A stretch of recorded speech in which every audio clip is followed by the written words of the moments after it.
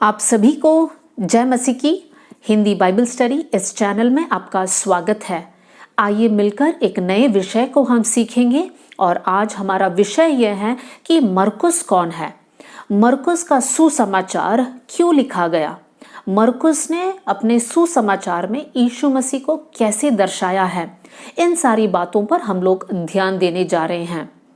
मरकुस का सुसमाचार की विशेषता यह है, चारों सुसमाचारों में से सबसे पहले लिखा गया सुसमाचार है मरकुस का सुसमाचार। मरकुस कौन था? हम जानते हैं कि मरकुस 12 चेलों में से एक चेला नहीं था, लेकिन मरकुस यीशु के जीवन को अच्छे से जानता था और यीशु के जीवन के बारे में अपने सुसमाचार में लिखा है। पहले पत्रस उसका 5वां अध्याय और 13वीं आयत में हम ये देख सकते हैं, पढ़ सकते हैं, जहां पर पत्रस मरकुस के बारे में कहता है कि ये मेरा पुत्र है। संभावना ये है कि मरकुस ने पत्रस की सेवकाई के द्वारा यीशु मसीह को जाना होगा और इसलिए पत्रस मरकुस के बारे में कहता है कि ये मेरा पुत्र है। आगे भी हम लोग मरकुस के बारे में बहुत से बातें हम सीख सकते हैं। मरकुस यीशु के बारे में अच्छे से सीखा और सेवकाई में इन्वॉल्व भी था। मरकुस के बारे में हम ये जान सकते हैं कि मरकुस का दूसरा नाम यूहन्ना था और मरकुस के माता का नाम मरियम था। ये हम प्रेरितों की किताब उसका 12वीं अध्याय और 12वीं आयत में पढ़ सकते हैं। जब पतरस जेल से छूटकर आया तब मरकुस के घर में आया था। अब हम आगे भी देख सकते हैं कि मरकुस सेवकाई में भी इन्वॉल्व्ड था। जब पौलुस अपना पहली मिशनरी यात्रा में चले गए उस समय पर मरकुस भी पौलुस के साथ था। लेकिन हम लोग देख सकते हैं, एक आयत आपके सामने मैं रखना चाहती हूँ, प्रेरितों की किताब उसका 13वीं अध्याय और 13वीं आयत मैं आपके लिए पढ़ना चाहती हूँ। पौलुस और उसके साथी पाफुस से जहाज खोलकर पंफुलिया के पिरगा में आए और यूहन्ना उन्हें छोड़कर यरूशलेम को लौट गया। यहाँ पर मरकुस के बारे में लिखा गया है क्योंकि मरकुस का दूसरा नाम यूहन्ना भी था। तब हम ये जानते हैं कि पौलुस के पहले मिशनरी यात्रा में मरकुस भी साथ था, लेकिन उस पूरे सफर में मरकुस ने पौलुस का साथ नहीं दिया। आधे रास्ते में ही पौलुस का साथ छोड़कर मरकुस वापस यरूशलेम में आए।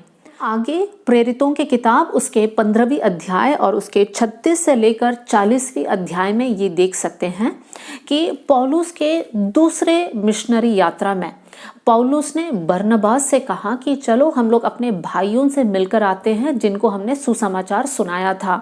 तब बरनबास पौलुस से कहता है कि हम लोग मरकुस को भी अपने साथ लेकर जाएंगे। तब पौलुस यहाँ पर तैयार नहीं था। पौलुस ने कहा नहीं, उसने मुझे पहले यात्रा में छोड़कर चला गया था, इसलिए हम मरकुस को दूसरे यात्रा में लेकर नहीं जाएंगे। यहाँ पर पौलुस और बरनबास के बीच में एक विवाद होता है क्योंकि बरनबास मरकुस को लेकर जाना चाहता है और पौलुस मरकुस को लेकर जाना नहीं चाहता है। फिर हम लोग वहां पर पढ़ सकते हैं, अंत में बरनबास और मरकुस एक साथ दूसरे जगह गए और पौलुस और सीलास अपने दूसरे मिशनरी यात्रा में आगे बढ़ने लगे। तो इस प्रकार हम देख सकते हैं कि पौलुस मरकुस के साथ शुरुआत में खुश नहीं थे, एक अच्छा रिश्ता नहीं था क्योंकि मरकुस ने पौलुस का साथ नहीं दिया था। लेकिन हम लोग दूसरा तीमुथियुस उसके 4 अध्याय की ओर जब हम आते हैं, उस आयत को मैं पढ़ना चाहती हूँ। उसकी 11वीं आयत में हम देख सकते हैं, यहाँ पर पौलुस अपने आखिरी पत्री में इस प्रकार लिखता है।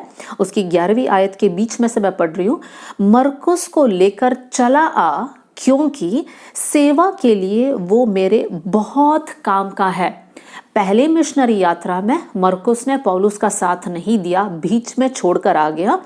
दूसरी यात्रा में पौलुस मरकुस को अपने साथ लेकर जाना नहीं चाहा, लेकिन पौलुस के जीवन के अंत के समय पर पौलुस ये कहता है कि मरकुस को लेकर आ क्योंकि वो सेवकाई में मेरे लिए बहुत हेल्पफुल है, मेरा बहुत मदद किया है।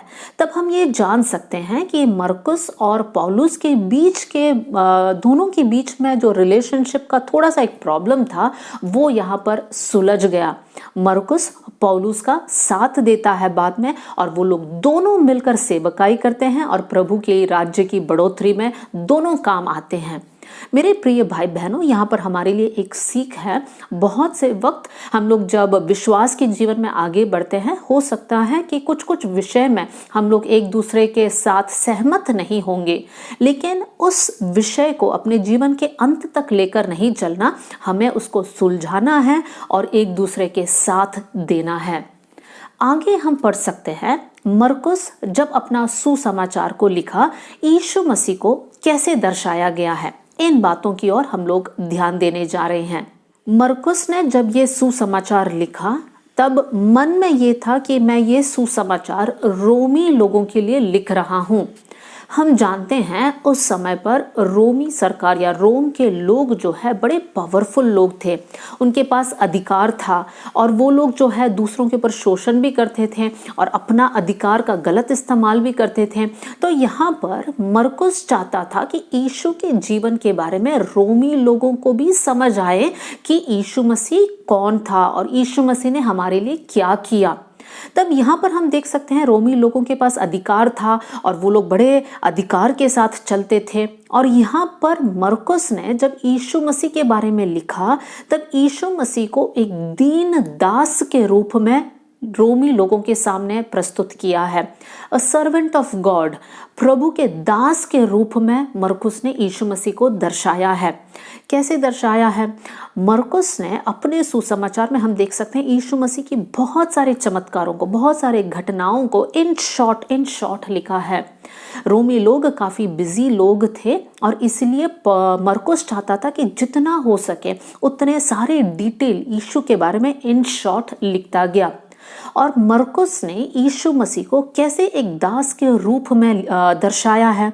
सबसे बढ़िया आयत है मरकुस के सुसमाचार, उसका 10वां अध्याय और 45वीं आयत। उस आयत को मैं आपके सामने रखना चाहती हूँ। यहाँ पर लिखा गया है, क्योंकि मनुष्य का पुत्र इसीलिए नहीं आया कि उसकी सेवा टहल की जाए, पर इसलिए आया कि आप सेवा टहल करें और बहुतों की चुड़ौती के लिए अपना प्राण दे।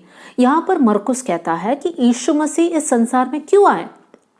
यीशु इसलिए नहीं आया कि सारे लोग आकर यीशु की सेवा करें, यीशु के पैर धोए या यीशु को के लिए कुछ ना कुछ करे, इसलिए यीशु मसीह नहीं आया।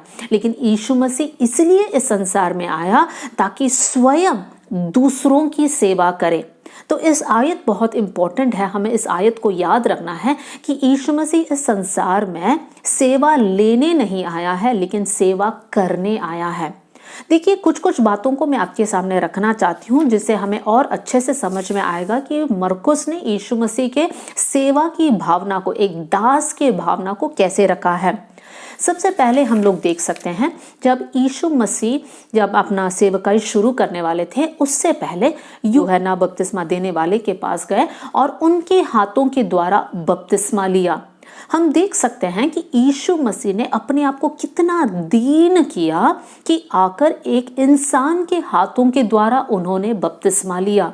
यहाँ पर हम देख सकते हैं मरकुस यीशु मसीह के बारे में इस प्रकार दर्शा रहे हैं कि यीशु मसीह एक दीन दास है। दूसरी बात हम देख सकते हैं, यीशु मसीह जब बपतिस्मा लिया और पानी में से ऊपर आए, तब हम ये भी वहां पर पढ़ सकते हैं कि वो पवित्र आत्मा कबूतर के समान यीशु मसीह पर आया और इस प्रकार का एक आकाशवाणी हुई कि ये मेरा प्रिय पुत्र है जिससे मैं अति प्रसन्न हूँ। यहाँ पर मरकुस लोगों के सामने इस बात को रख रहा है कि यीशु मसीह अपने पिता, अपने स्वामी को प्रसन्न करने वाला एक दास था और इसीलिए आकाशवाणी हुई कि ये मेरा प्रिय पुत्र है जिससे मैं अति प्रसन्न हूँ। सबसे पहले हमने देखा एक दीन दास, दूसरा हमने देखा अपने स्वामी, अपने पिता को प्रसन्न करने वाला दास है। तीसरी बात हम देख सकते हैं, यीशु मसीह के बपतिस्मा के बाद यीशु मसीह को जंगल की ओर लेकर गया। कौन लेकर गया? हम पढ़ सकते हैं कि आत्मा यीशु मसीह को जंगल की ओर लेकर गया ताकि यीशु मसीह वहां पर परखा जाए।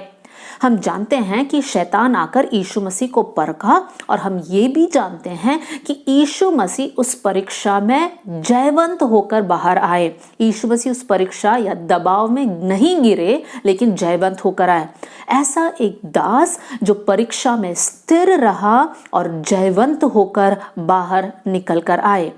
एक और बात आपके सामने रखना चाहती हूँ। मरकुस यहाँ पर कहता है कि यीशु मसीह मृत्यु तक आज्ञाकारी रहा।